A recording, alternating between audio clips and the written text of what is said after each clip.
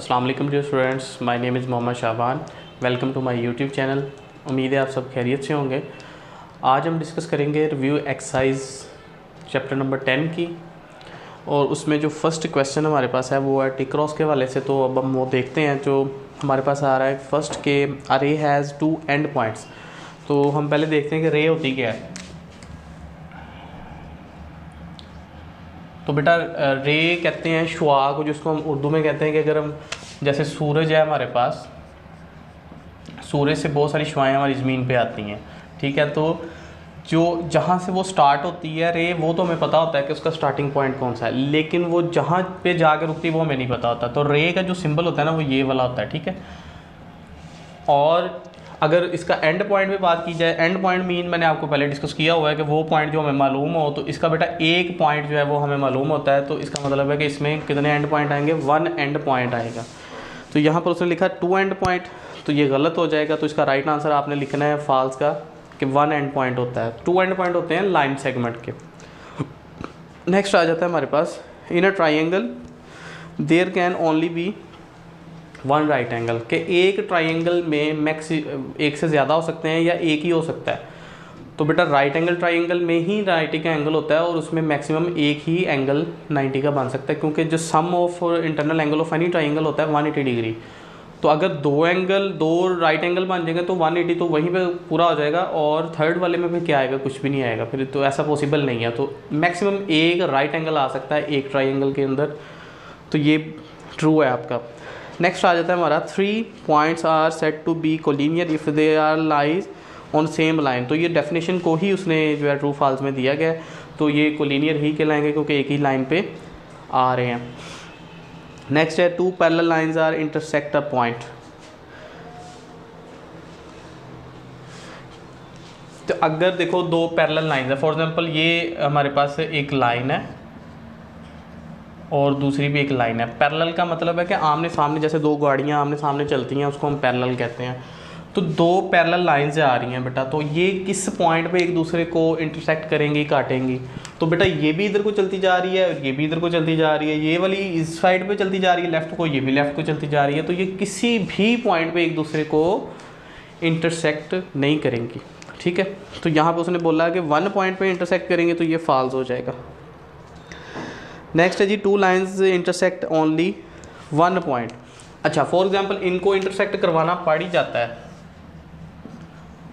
तो ये कितने पॉइंट से इंटरसेक्ट हो रही हैं, तो मैक्सिमम एक ही पॉइंट के साथ ये इंटरसेक्ट, जिसको मैं आई से मैं नोट कर रहा हूँ, ठीक है। तो ये एक पॉइंट से इंटरसेक्ट हो रही है, तो ये हमारे पास क्या आ जाएगा, ट्रू आ जाएगा। नेक्स्ट है जी, a triangle of congruent sides has non congruent angle. Possible ही नहीं है बेटा। जैसे हमने इक्विलेटर ट्राइंगल की प्रॉपर्टी पढ़ी थी, आपको प्रीवियस लेक्चर में मैंने बताई थी। क्या इक्विलेटर ट्राइंगल क्या होती है, जिसकी तीनों साइडें बराबर हो, और तीनों साइडें बराबर है तो तीनों एंगल भी बराबर होंगे। तो वो कहते हैं कंग्रेंट साइड, क्या कंग्रेंट एंगल नहीं हो, ऐसा पॉसिबल नहीं है। तो कंग्रेंट साइड है तो एंगल भी कंग्रेंट होंगे, तो ये फॉल्स आ जाएगा। इसी तरह नेक्स्ट हमारे पास क्वेश्चन नंबर 2 आ रहा है, जिसमें उसने वैल्यू कुछ ट्राइंगल्स बना के हमसे पूछी हैं।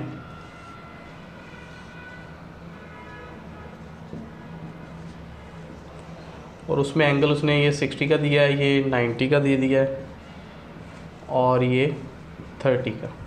इसी तरह नेक्स्ट उसने एक ट्राइंगल बनाई है, ये 90 का है, 60 का और ये 30 का, ठीक है।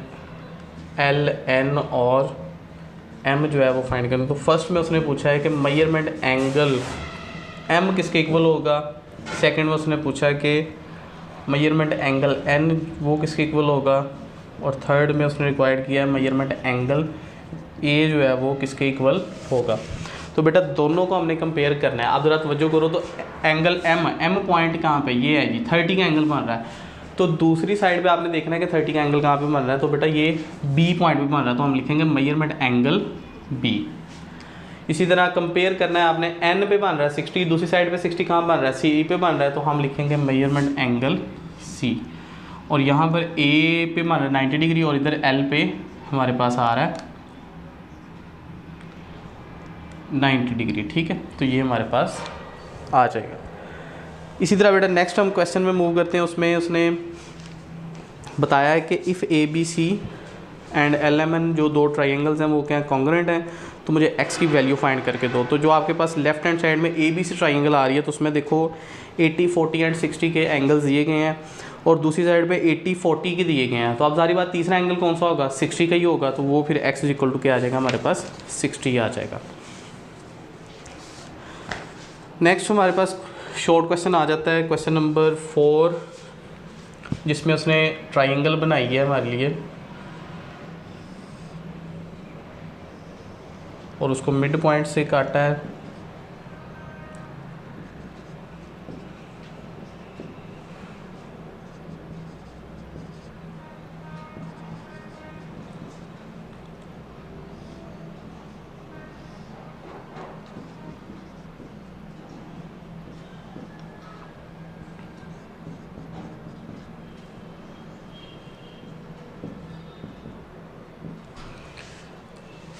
और उसने रिक्वायर्ड की है जी हमसे अननोन वैल्यूज़ कहता फाइंड करके दो। तो उसमें जो अननोन आ रहा है बेटा वो एक्स आ रहा है और एम आ रहा है। तो जो हमारी रिक्वायरमेंट है वो एक्स फाइंड करना है और साथ ही एम की वैल्यू भी फाइंड करनी है, ठीक है। अब ये शेप को ज़रा गौर से देखो और जो गिवन डाटा है वो ध्यान से देखो। तो उसने लिखा है कि कॉन्ग्रुएंट ट्राइंगल्स, उसका मतलब ये है कि ये जो दोनों ट्राइंगल्स बन रही हैं, ट्राइंगल ए बी सी और दूसरी ट्राइंगल ए डी सी, ये दोनों क्या हैं, कॉन्ग्रुएंट है। और कॉन्ग्रुएंट का मतलब होता है सेम शेप सेम साइज़, कि दोनों की जो सेम, जैसे आप आईने के सामने खड़े हो जाओ तो वो सेम चीज़ ही नज़र आएगी ना, लेंथ भी सेम है, साइज़ भी सेम है। तो अगर वो कॉन्ग्रुएंट कहता है इसका मतलब इसकी हर चीज़ के इक्वल है, इसके साइडें भी एक दूसरे के इक्वल है और इसकी एंगल्स भी इसके एक दूसरे के इक्वल होंगी। अच्छा, दूसरी बात, अगर ये कॉन्ग्रुएंट ना भी कहता, वैसे भी हमें पता चल रहा है कि इसकी साइड्स कॉन्ग्रुएंट है। कैसे, अब ये जो उसने कट्स लगाए हैं ना छोटे छोटे, ये देखो आपको नज़र आ रहे होंगे, कहीं पे 2 लगे कहीं पे 1 लगा। अब इन कट्स का मतलब ये होता है, ये खूबसूरती के लिए नहीं लगाया उसने, कट्स का मतलब है कि ये वाली जो साइड है सिंगल कट वाली, वो सिंगल कट वाली के इक्वल है, मतलब ए बी जो है वो ए सी के इक्वल है। और साथ में इसने ये कट लगाए हैं 2, तो इसका मतलब 2 कट वाले आपस में बराबर होंगे, बी डी इक्वल होगा डी सी के, ठीक है। अब चूंकि बेटा उसने कहा खुद ही कि ये कॉन्ग्रुएंट ट्राइंगल्स हैं, तो यहाँ से मैं रिजल्ट ले सकता हूँ कि भाई एंगल सी इक्वल होगा एंगल बी के, क्योंकि 90 डिग्री यहाँ पे बन रहा है और 90 ही यहाँ पर बन रहा है, ठीक है। तो एंगल सी एंगल बी के इक्वल होगा। तो एंगल सी हमारे पास क्या है, 5x + 5 is equal to 55 degree. तो इसको अगर हम सिंप्लीफाई करें तो 55 - 5 f 5x is equal to 50 and x is equal to 50/5 and x is equal to क्या आ जाएगा हमारे पास 10 डिग्री आ जाएगा, ठीक है।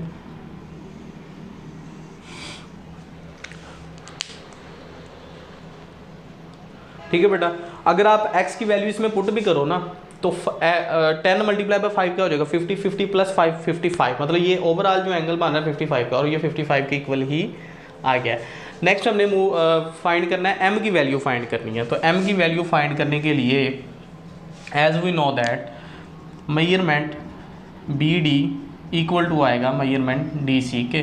तो बी डी की वैल्यू क्या है हमारे पास आ रही है 5m - 3 और ये आ रही है 2m + 6।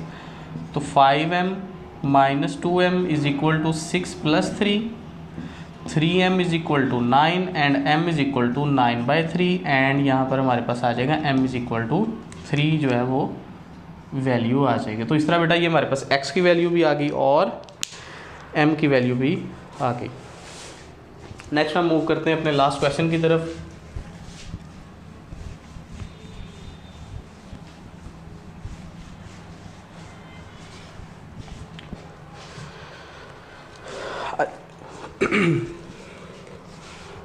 तो इसमें भी बेटा उसने ये 2 ट्राइंगल जो हैं वो बनाई हुई हैं। 5 सेंटीमीटर है, ये 4 है, x 90 का angle Q R and P, और दूसरी तरफ कुछ जो है वो ऐसी ट्राइंगल बना दिया और ये 90 का एंगल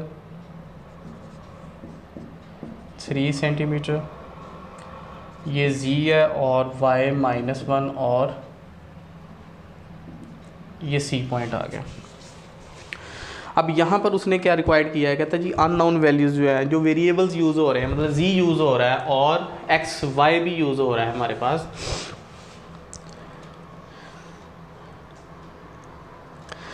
तो यहाँ पर सबसे पहले देखो तो ये राइट एंगल ट्राइंगल बन रही है, तो बेटा राइट एंगल ट्राइंगल में 90 के सामने वाली जो साइड होती है वो हाइपोटेनियस होती है, और यहाँ पे भी 90 के सामने क्या होगा, हाइपोटेनियस होगा। तो हम कह सकते हैं कि मेजरमेंट हमारे पास पी आर इक्वल होगी किसके, मेजरमेंट ए सी के।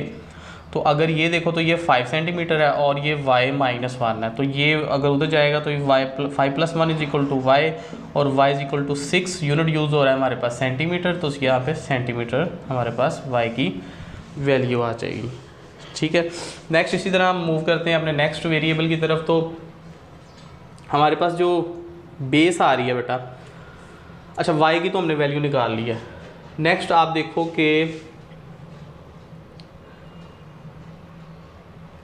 4 सेंटीमीटर और x रह गया, 3 सेंटीमीटर और z रह गया। तो डेफिनेटली हमारे पास जो वैल्यू आएगी मेजरमेंट बी सी वो इक्वल होगी किसके, मेजरमेंट क्यू आर के, और ये कितने है z है, और ये हमारे पास 4 सेंटीमीटर डायरेक्ट आ गया। नेक्स्ट इसी तरह हम जो नेक्स्ट लिखेंगे कि मेजरमेंट पी क्यू जो है वो इक्वल है मेजरमेंट ए बी के। ठीक है, तो नेक्स्ट हमारे पास आ जाएगा x = 3 सेंटीमीटर। तो हमारे पास इस तरह x की वैल्यू भी आ जाएगी और z जो 4 सेंटीमीटर। तो ये बेटा ये हमने वैल्यूज़ जो है वो ड्राइव कर ली हैं। नेक्स्ट हम मूव करते हैं अपनी डेफिनेशंस की तरफ जो समरी के अंदर दी गई हैं। तो बेटा ये चैप्टर 12 के अंदर जब हमने इसको डिस्कस किया था तो थ्योरम्स के अंदर तो पास्टुलेट्स अप्लाई हो रहे थे, अब इनके हमने प्रॉपर डेफिनेशंस करनी है। तो सबसे पहले हमारे पास आ जाता है ASA पास्टुलेट।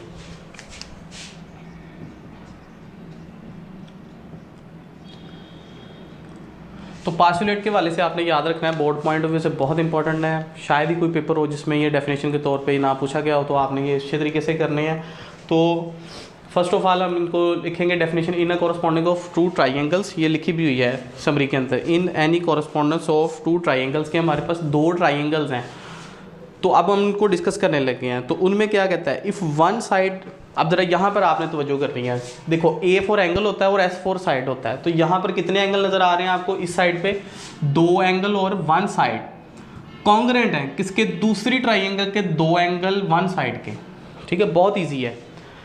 अगर यहाँ पर AS होता तो इसका मतलब 2 साइड है, 1 एंगल आपने लिखना था। अब यहाँ पर 2 A यूज़ हो रहे हैं, मतलब 2 एंगल होंगे और एक साइड होगी, वो कंग्रेंट होगी किसके, दूसरी ट्राइंगल की 2 एंगल 1 साइड के। तो अगर डेफिनेशन देखो तो इसी को वो एक्सप्लेन कर रहा है कि in any correspondence of 2 triangles, कि कोई सी 2 हमारे पास ट्राइंगल्स हैं, इफ़ अगर 1 साइड एंड 2 एंगल्स, ठीक है, S for side and angle for A for angle, तो 2 A यूज़ हो रहे हैं, 2 एंगल आएंगे, are congruent to the corresponding side, कि जो हमारे पास दूसरी तरफ जो साइड्स हैं, दूसरी ट्राइंगल की साइड्स हैं, और of the other than the two both triangles are congruent. अब ज़रा ये इसकी एग्जांपल में हम देखते हैं कि क्या ये इसकी एग्जांपल क्या कहती है। अगर हमारे पास 2 ट्राइंगल्स हैं,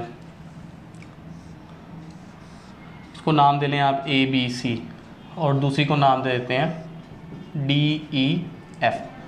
अब हमने क्या करना है, 2 एंगल्स जो है ना उनको कॉन्ग्रेंट प्रूव करना है। तो अगर मैं कहूँ कि angle measurement angle A congruent है मेजरमेंट एंगल D के, ठीक है, और साथ ही अब दूसरा भी कोई एंगल करना है ना, आपकी मर्जी, आप B को E के इक्वल कर दो, कंग्रेंट कर दो, या C को F के कंग्रेंट कर दो, कोई से 2 एंगल करने हैं। तो हम कहते हैं कि जी हमारे पास जो B है वो E के इक्वल है,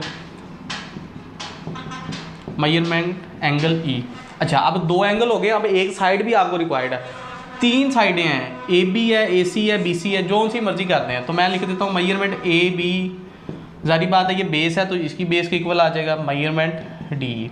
तो बेटा जब 2 एंगल कॉन्ग्रेंट हो गए, एक साइड कॉन्ग्रेंट हो गई, तो रिजल्ट के तौर पे हमारे पास क्या आएगा, triangle ABC congruent to triangle DEF। ये इसकी आपने एग्जांपल्स भी साथ लिख देनी है। ठीक है बेटा, तो जब आप थ्योरम्स करते हो तो थ्योरम्स के अंदर भी जब पास्टुलेट अप्लाई हो जाता है, जब ये पास्टुलेट अप्लाई होता था, मतलब ASA है, SSSA है, SSSA है, तो या एच एस पास्टुलेट है, कुछ भी कोई भी पास्टुलेट अप्लाई हो जाता था तो आप देखते थे कि वहाँ पर उसके सामने जो है स्टेटमेंट वाले पोर्शन में इसको कंकरेंट प्रूव कर देता था। तो यही पास्टुलेट का मकसद है कि अगर हमारे पास 3 रिजल्ट प्रूव हो गए हैं कि एक ट्राइंगल की 2 एंगल एक साइड, दूसरी ट्राइंगल की 2 एंगल एक साइड के बराबर आ गया, कॉन्ग्रेंट आ गया, इसका मतलब बोथ ट्राइंगल्स आर कॉन्ग्रेंट, तो ये लास्ट में हमारे पास रिजल्ट आ जाएगा।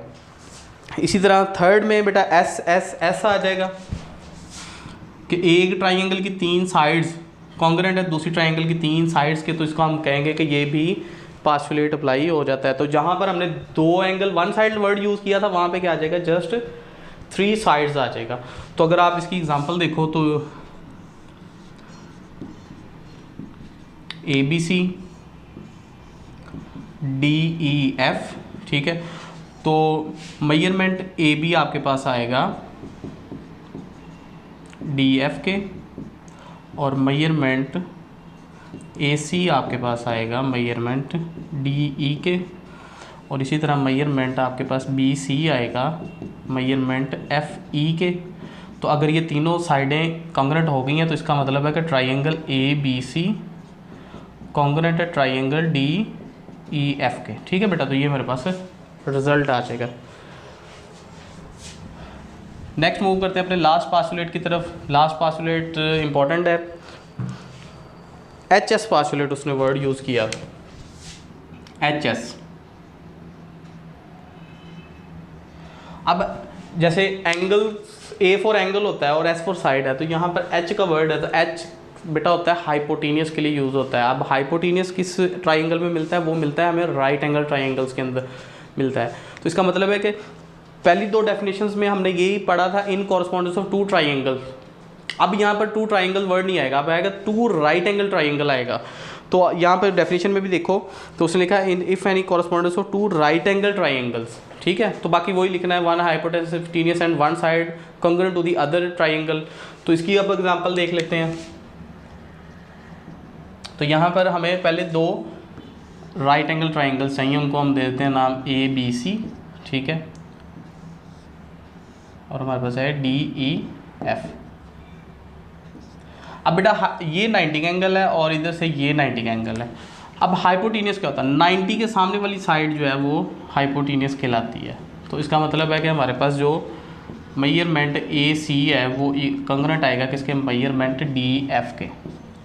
इसके बाद बेटा 2 साइड्स आपके पास रह जाती हैं AB और BC, और इधर से DE और EF, कोई एक कर दें आप इक्वल। तो measurement AB congruent to measurement DE। अब ये हाइपोटेनियस हो गया और ये कोई साइड दूसरी होगी ट्राइंगल की, ये हमने कॉन्ग्रुएंट प्रूव कर दी है। इट्स मीन्स दैट कि ये ट्राइंगल जो आपके पास ABC है वो कॉन्ग्रुएंट है ट्राइंगल DEF के, ठीक है। तो ये बेटा थे हमारे पास्टुलेट चैप्टर नंबर 10 के वाले से। सो उम्मीद है मुझे आपको इसकी समझ आई होगी। फिर भी किसी किस्म का क्वेश्चन या प्रॉब्लम हो तो आप पूछ सकते हैं कमेंट सेक्शन के अंदर। तो मिलते हैं नेक्स्ट लेक्चर में। अल्लाह हाफिज़।